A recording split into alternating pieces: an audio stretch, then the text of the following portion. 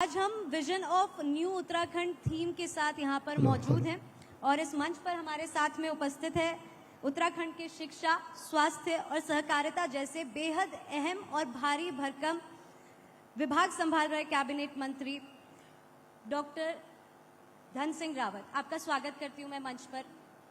हम क्योंकि यहाँ पर शिक्षा की बात कर रहे हैं, क्योंकि यहाँ पर हम स्वास्थ्य की बात कर रहे हैं। एक समय था जब उत्तराखंड में कहा जाता था कि स्कूल में माँ साहब और डॉक्टर्स हॉस्पिटल्स के अंदर नजर नहीं आ रहे। कितना बदलाव हुआ है वहां से अब तक?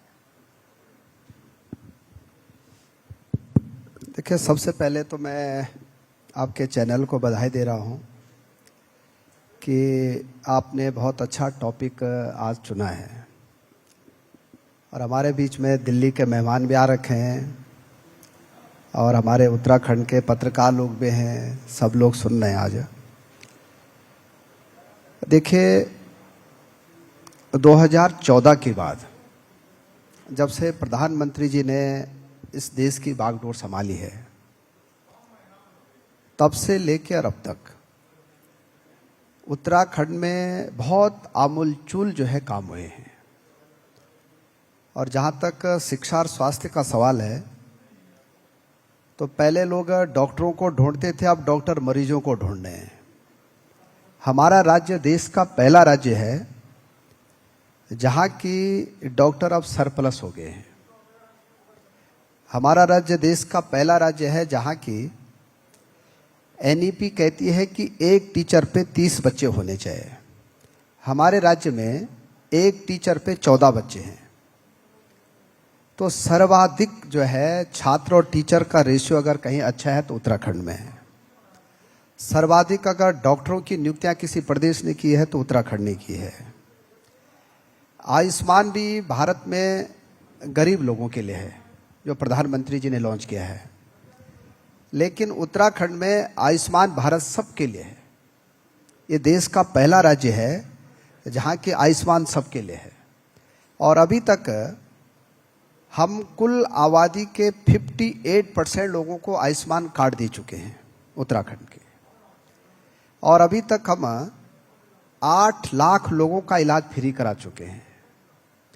तो मैं कह सकता हूं अब कि आप चाहे मोरी जाइए, आप चाहे उत्तरकाशी जाइए, आप चाहे पिथौरागढ़ जाइए, चाहे नीति जाओ, चाहे माणा जाओ, आपको वहां एमबीबीएस डॉक्टर हर हॉस्पिटल में जरूर मिलेंगे। तो चलिए, अच्छी बात यह है कि अब डॉक्टर्स ढूंढने नहीं पड़ेंगे हॉस्पिटल के अंदर। बदलाव की बात कर रहे हैं हम यहाँ पर रावत जी। तो इस साल लगातार हो रही बारिश की वजह से खासा नुकसान पहुंचा है सरकारी स्कूल की बिल्डिंगों को। कुछ एस्टिमेट कि पहाड़ों पर जो स्कूल्स हैं कितना नुकसान हुआ और आगे क्या प्लानिंग? देखिए, उत्तराखंड एक ऐसा राज्य है जहां की आपदा हर साल आती रहती है और पर्वतीय राज्यों के साथ, ये सभी राज्यों के साथ ऐसी विवंडना है कि आपदा बहुत हमारे यहाँ आती है। हमारे राज्य में लगभग 1000 करोड़ रुपए का अभी तक नुकसान की संभावना है।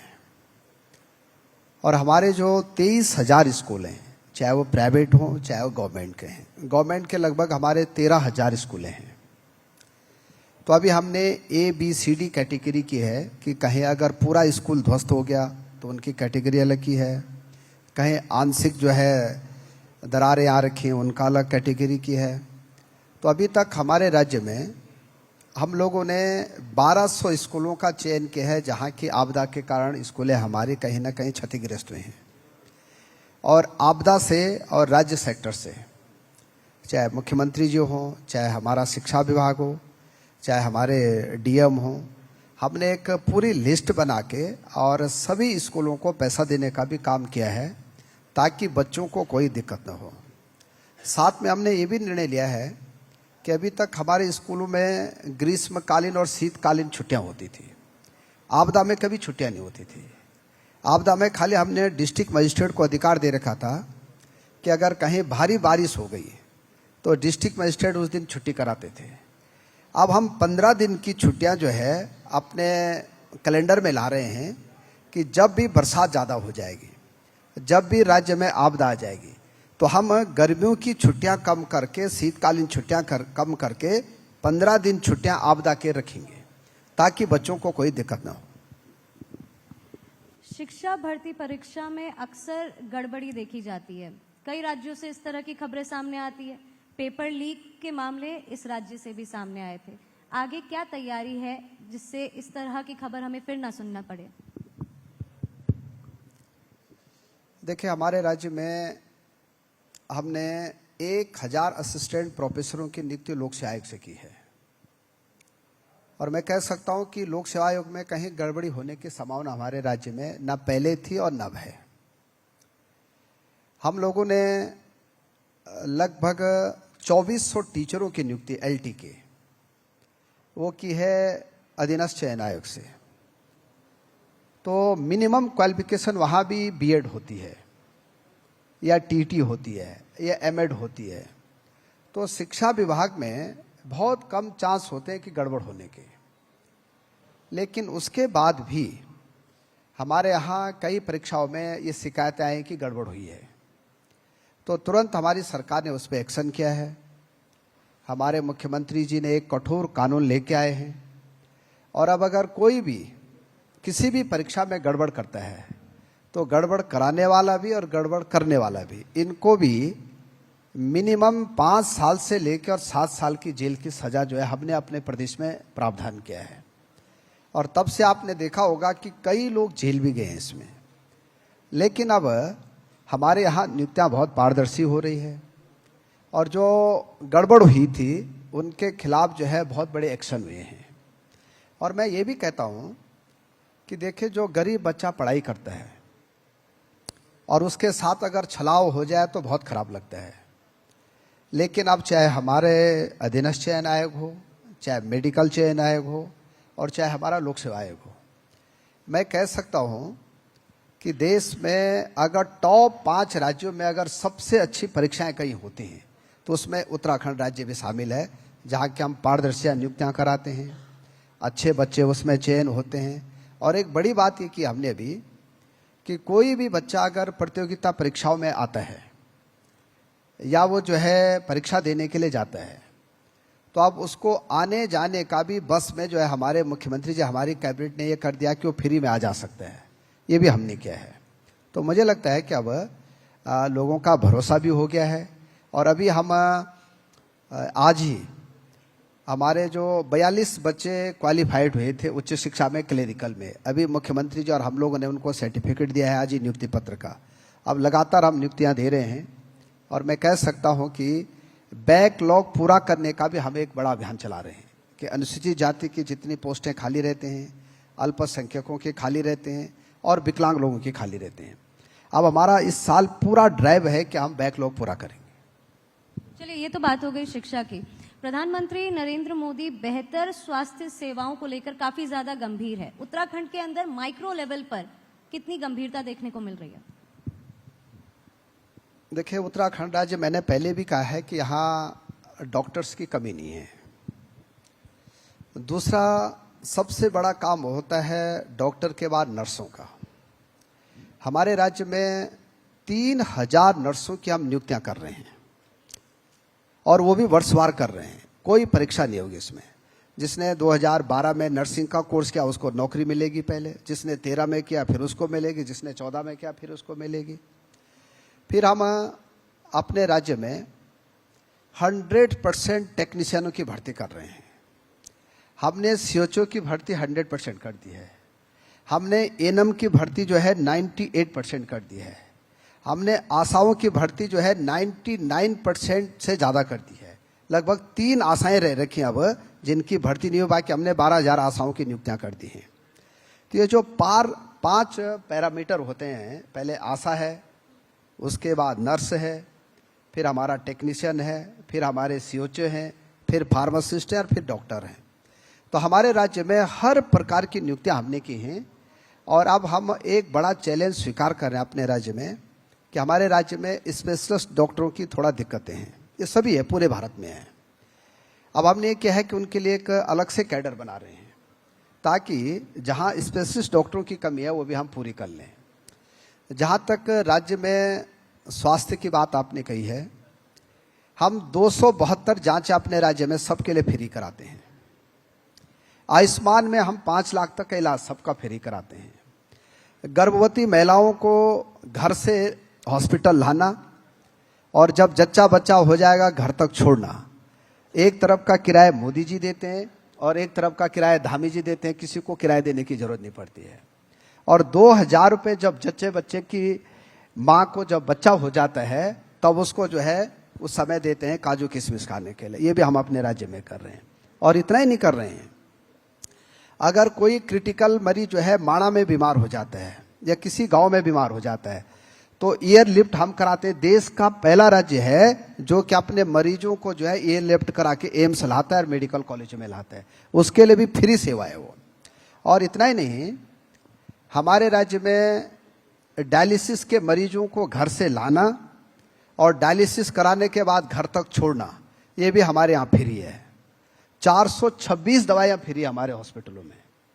तो मैं कह सकता हूँ कि स्वास्थ्य के क्षेत्र में पर डे हम लगभग 40,000 लोग जो हमारे हॉस्पिटलों में आते हैं उनके लिए हर प्रकार की सुविधा हमारे यहाँ फ्री है।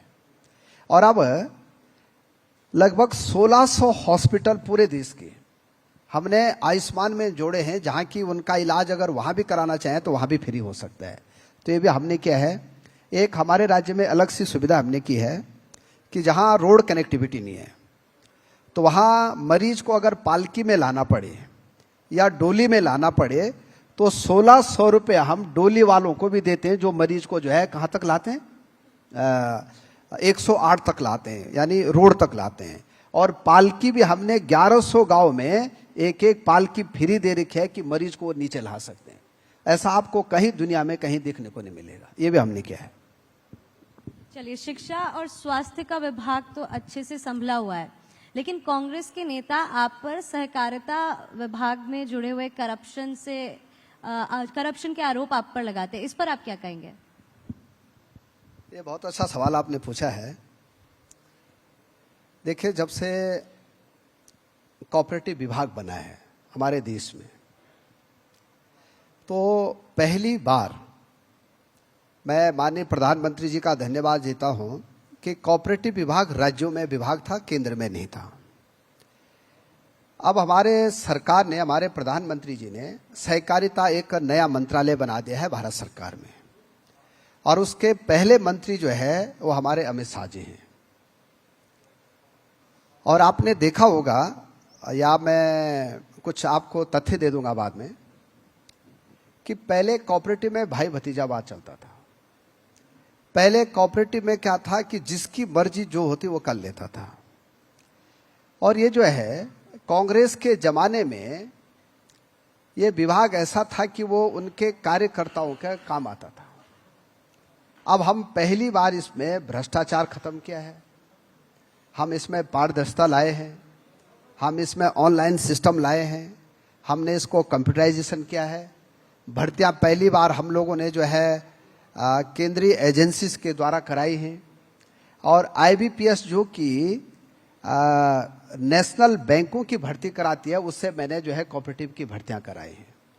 इतना जरूर है कि अब हमने कांग्रेस के रास्ते बंद कर दिए हैं और पहली बार जो है कोऑपरेटिव के क्षेत्र में भारतीय जनता पार्टी गांव से लेके और केंद्र तक हर स्टेज पे चुनाव जीती है।